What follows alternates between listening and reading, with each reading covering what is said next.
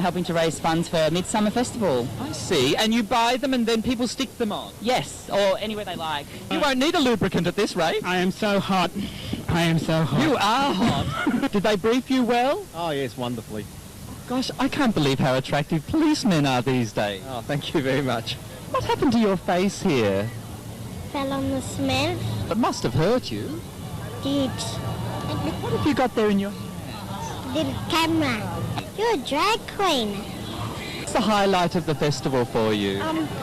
Sitting around seeing people that I haven't seen for a while and having dinner and hoping like hell that those spin around things down the lane don't hit the wall. It's about being part of a community that cares about people. Just being around gay people and the unity involved, and yeah, it's great. About unity. Yeah, it's good. Like a family. You're showing open affection in the street. Yes, That's what it's all about. Do they have gay men in the country? They sure do, yeah. I tell you what, if all the boys in the country look like you, we'll be down there quick smart. Lovely evening. evening. A lovely evening. We're having sex with 27 people. Okay, stop it. Are you a couple? Yes, we are. Yeah. How long have you been together? 20 contact days. 20 days. Yeah, I live in Sydney. How do you think Midsummer compares to Mardi Gras? I think Midsummer is actually much more grassroots. Which member of the Flintstones are you? Some people say Fred. Just up in a Ferris wheel here, as you see, quite high up, and I have to say I'm actually petrified. But this is one of the rides. Oh God, this is one of the rides at Midsummer, and I'm just a big old queen when it comes to heights.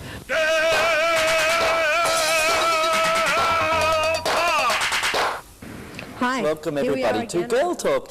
That in fact was a vox pop sequence from Midsummer 1997, and in fact for this Girl Talk I thought we'd dip into our archives and have a look at some of my favourite segments from this show. So sit back for the next 15 minutes and enjoy this. The next segment is in fact an interview with Richard James, and it was part of a series of profiles that we did. And Richard's talking about being mature and gay and lots of other things. Take a look, it's really great.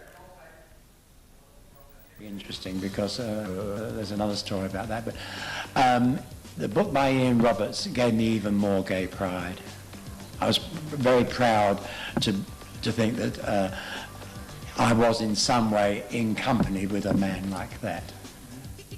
The other book that I found enjoyable, I wouldn't say it influenced me greatly, I found enjoyable, that I'm reading at the moment, is Peter Blaze's Screw Loose. Now, if you want to know what your scene was like in the 1960s in Melbourne, read Peter Blaze's book and you'll get a very, very good impression. And it was also surprising when I read it, the number of people I know in the book and the number of places I knew. It was a house in Georgia Street in East Melbourne, which was owned by homosexuals. It's a very ornate house with wrought iron fence 2 stories high, and I was living in East Melbourne at the time, and I could only watch peripherally, but they had parties there at night which were absolutely riotous, and eventually the police often raided the place about 3 o'clock in the morning. My youngest daughter is lesbian, and I knew she was that from about the age of 10. But I had to wait until she identified it for herself, and I certainly wasn't going to push it. She went to Tasmania, and she phoned me up one day from Tasmania and said, "I've got to come out." And I said, "Well, can't you wait till you get back to the mainland?" Just don't do it in Tasmania. No. I said, "All right, I'll come over." So I went over there, and even in Tasmania, it took me 2 seconds to find a gay nightclub. There was one down at Hobart, at the Salamanca called Lacage. And I took her there, and I linked her into a community in half an hour. We have a wonderful relationship, very special. We can talk to each other about things that I couldn't talk to my other children about, and she understands. And the other thing also is that through her, I know lots of other young lesbians, and we're all very comfortable in each other's company.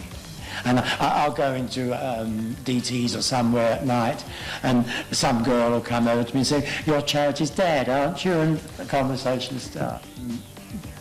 The biggest change, of course, is gay liberation. And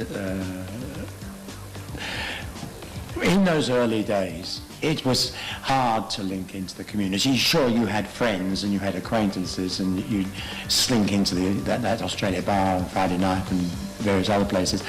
But you had to know. It was a question of finding out. Whereas nowadays, it's all so much in the open that you don't have that quest anymore. If you want to go to wherever you want to go, it's there, it's advertised, I would say that. For that reason, I think that younger people have it easier once they've identified what they are in terms of finding their own community. I think to a certain extent I've role-played a lot in my life when you're talking about sense of identity. And in different situations, I'll change my behaviour, modify it or exaggerate it.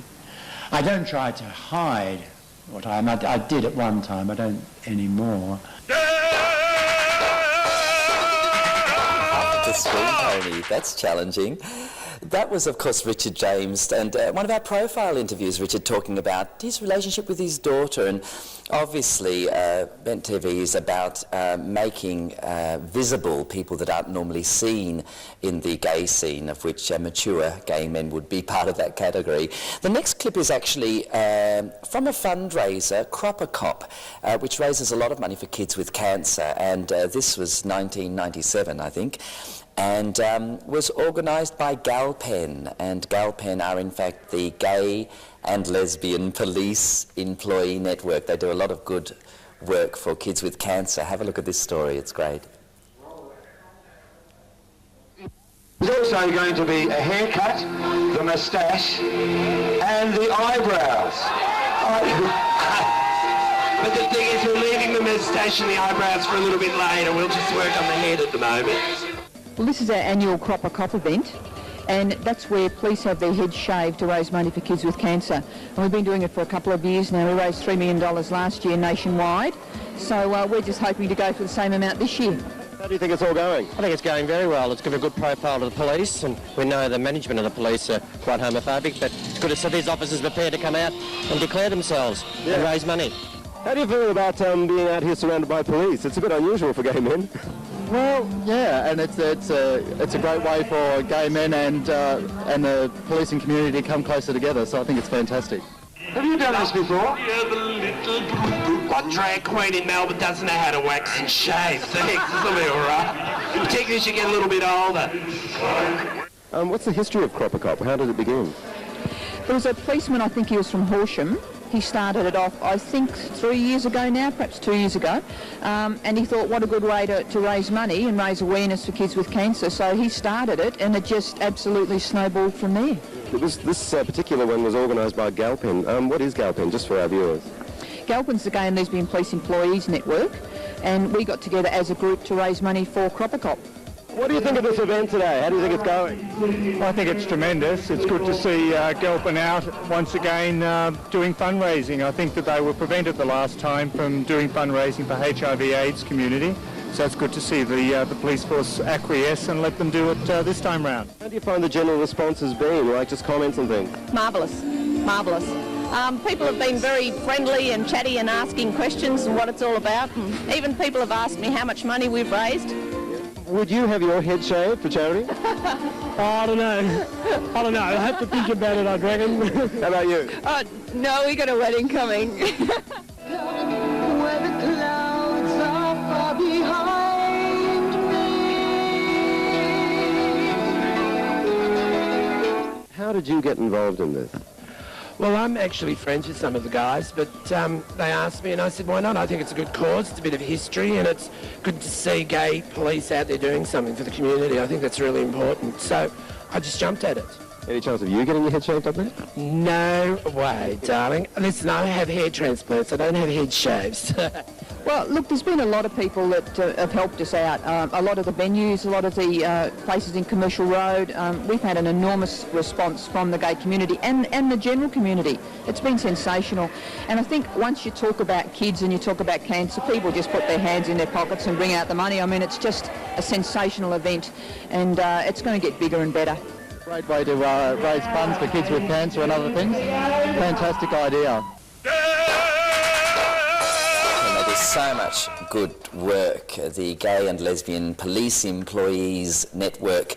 That brings us to the end of our show. So look, of course, Bent TV is a volunteer-based organisation. Should you want to be involved, I'll give you our number, 9663 5902. And I leave you with a clip from Bluehouse. They're a musical group, in fact, and this was taped at an event called Sounds Bent a few years back. It was a live event at the Lounge. Enjoy, and see you next week.